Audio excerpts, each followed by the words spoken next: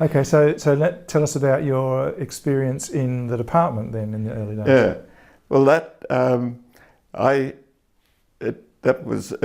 Grafton was a bit unusual again too.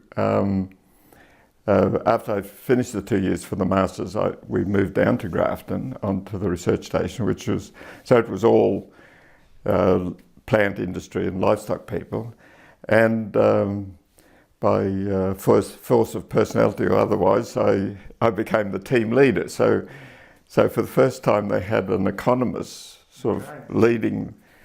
Shock to the system. That was, and during that time, I was also, because John Dillon had been talking about doing trials, agricultural trials properly with the proper randomised treatments and whatever.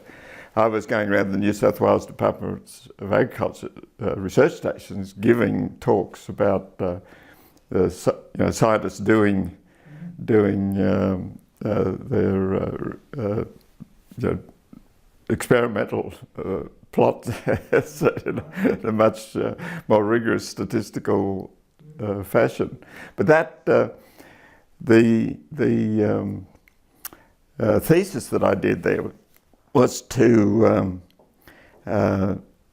use linear programming of a sort of pilot farm or whatever, but putting in all of the different activities that could be carried out there, and to see where the priorities for the research should be. So that, I think, was about the first time that an economist had got into the idea of setting priorities for research, and it was as a result of that then after a couple of years at Grafton, I got a call from John Falk, who was chief of the Division of Plant Industry in CSIRO, and said, "I've been reading your work. I'm very interested in what you're doing. Would you like to come down to Canberra to ANU and do a PhD looking at the returns to research in the CSIRO Division of Plant Industry, and we'll just take over your salary." So that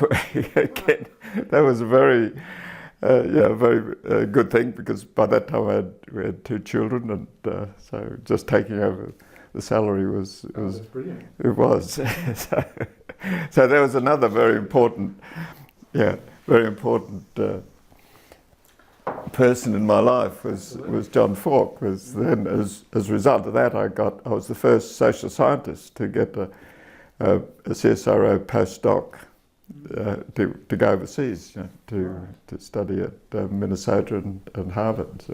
So you're doing the PhD at ANU, and then postdocs at Minnesota and Harvard. So was that straight after the PhD? That was after a year. I spent a year back in the Sydney office before we went overseas. Okay, finished the PhD, back to Sydney for a year, and then one trip, which you took in both Harvard and... 6 months at each. Okay, wow, what was that like?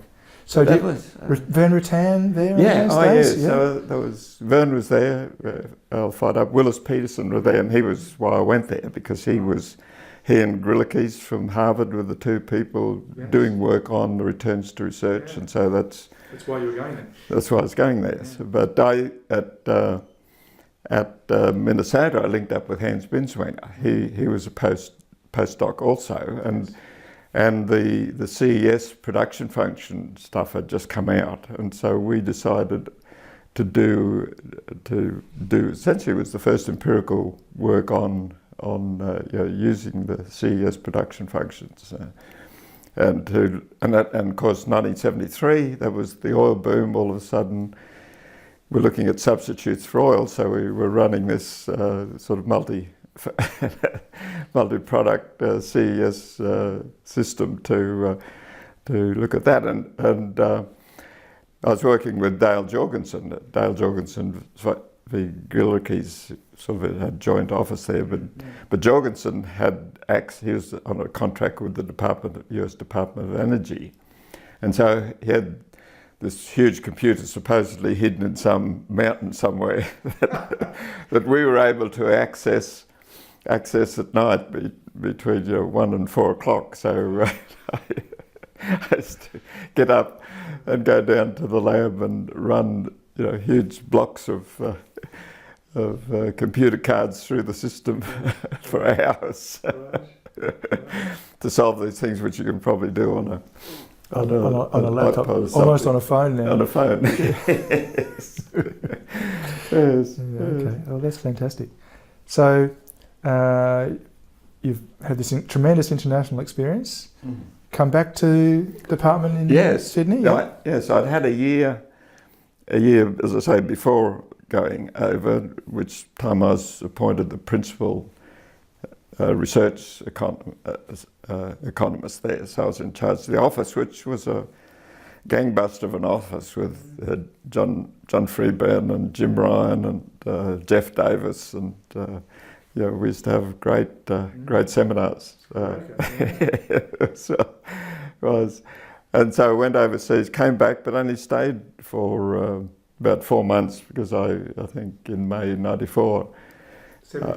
Or 74, May 74, I went to the then Industry Assistance Commission in Canberra, where I was mainly involved over the next 5 years in, we did inquiries into most of the agricultural support. Yes, there was a whole series of them at that time. Yeah. So, we had a great team of people there working on that, people like Sandy Cuthbertson and Greg Cutbush, but also great commissioners, like they brought in Alan Lloyd and Roger Malden, Sir John Crawford for the dairy inquiries. So we, as the staff teams, we were working for those people in the inquiries. So what attracted you to move from state government to federal government? What was the trigger? Basically what I told the Director General on my exit interview, which Bob Dunn, who was then head of sort of research in the department, insisted I do, and tell him that we had a great team of economists there in the department, and being used for absolutely nothing in terms of giving advice. Policy advice to the state in their policy or in their meetings with the Commonwealth, and yes. I just said, I just feel I'm wasting my time here, and this opportunity had come up. And did you feel that the move to the productivity, it was IAC in those days, wasn't it? Industries Assistance Commission. Yes, that's right. That was an organisation that was more listened to, more effective, more influential? Yeah, absolutely. And really, looking at some critical issues in that period, it's not too much of an exaggeration to say we pretty much did over the whole of agricultural policy in that time, and largely moved it from price stabilisation regimes to income support regimes. And I just think that was a huge factor, which is still persists in Australia. I think that was the key. Before all the manufacturing reforms took place, and other the exchange rate reforms, what's called the Hawke-Keating reforms in the 80s. I mean, agriculture been through all of those in the 70s. Yes. Okay.